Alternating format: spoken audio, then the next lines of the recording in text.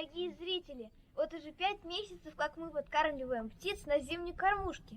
С ноября по март было съедено около 150 килограмм семян подсолнечника, плюс сало, около 3 килограммов арахиса и других орешков. Когда мы только начинали подкармливать птиц в деревне в прошлом году, нам казалось, что прилетают только большие синицы, воробьи, изредка сойки и в конце зимы снегири. Но это вовсе не так. Стоит только приглядеться повнимательнее, как вы насчитаете более десятка разных видов птиц, которые используют вашу кормушку. И начнем мы наш рассказ с птички, которая всегда ассоциируется с зимой. Это снегирь. Но на кормушку стайки снегирей прилетают, как правило, в феврале-марте. В начале зимы они активно едят семена рябины, калины, ясени. А в конце зимы, видимо, им хочется разнообразить свой рацион. В нашей деревне мы насчитали стайку из 24 снегирей. На селе многие подкармливают птиц. Так вот, снегири кочуют от кормушки к кормушке. Рассаживаются на ветвях деревьев, громко поют. У них своеобразные трели, похожие на скрипучую дудочку.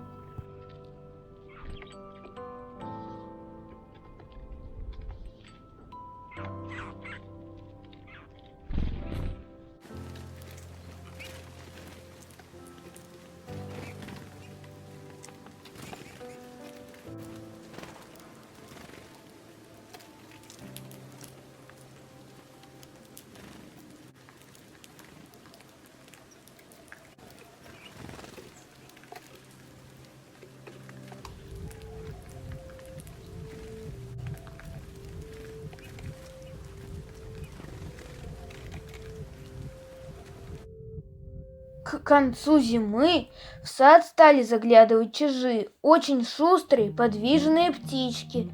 Их привлекли в первую очередь семена туи. Снимать чижей невероятно сложно, кажется, что они хаотично летают. Всей стаей чижики садятся на одно дерево и ловко собирают семена, цепляются за ветку, могут висеть вниз головой, лишь бы достать семечку. Самец чижа существенно отличается от самки. У него на голове черная шапочка с воротником, а щечки и грудь покрыты желтыми пятнами.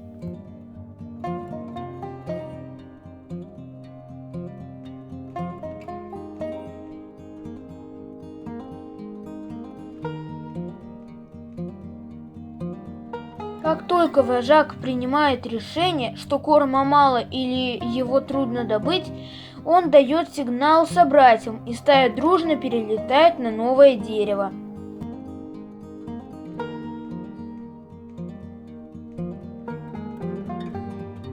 Но уже в марте мы заметили стаю чижей вместе с чечетками на кормушке.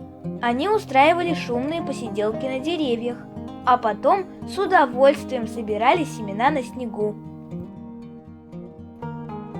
Чечетки схожи с чижами, также имеют общий серый цвет с пестринками, но у самцов горло и грудь с розово-красным оттенком, а на лбу красное пятно.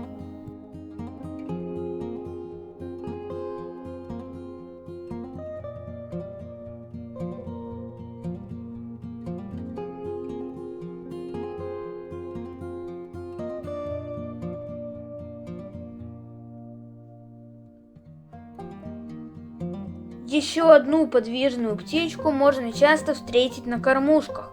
Обыкновенный поползень, замечательный древолаз. Эта птичка основательно готовится к зиме.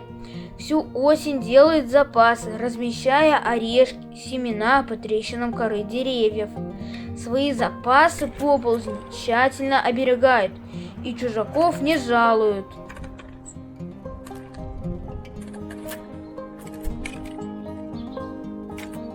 Полевые воробьи, похоже, были счастливы остаться под крышей нашего дома на зимовку.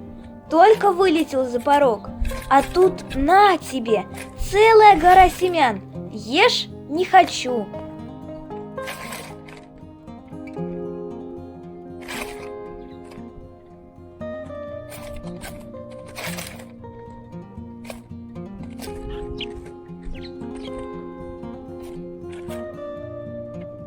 А про эту артистку мы сняли уже не один сюжет.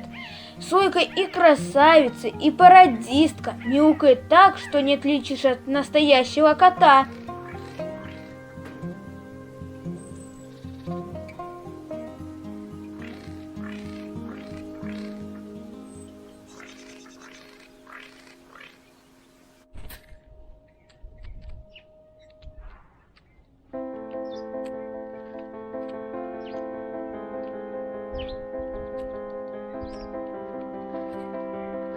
Постоянные посетители кормушки – синицы.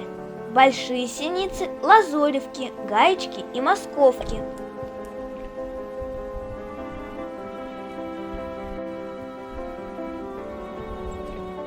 Задержалась на зиму и пара зябликов. Осторожные и пугливые птички подбирают семена с земли под деревьями.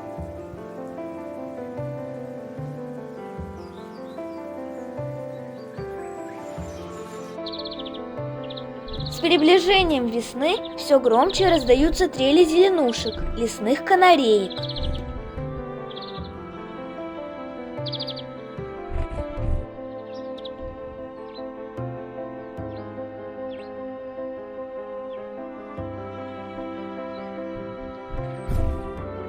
Навестил кормушку и дубонос.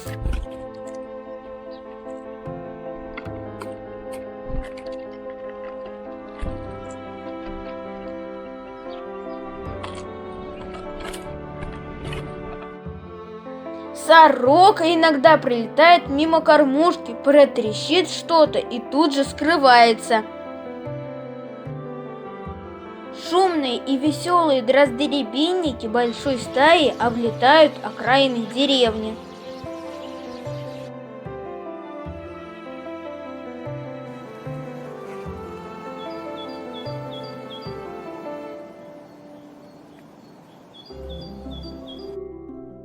Март – коварный месяц. Теплые солнечные дни резко сменяют морозы и снегопады. На куче соломы и перепревшего навоза находят себе питание овсянки, семена овса – их любимое лакомство.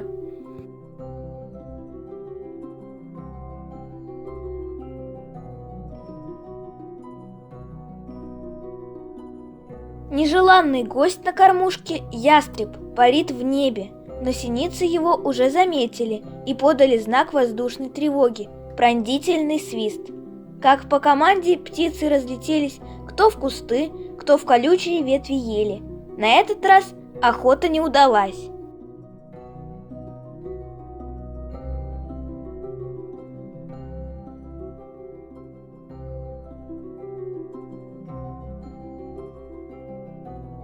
Сезон зимней столовой заканчивается. Теперь нам предстоит генеральная уборка на птичьей кормушке.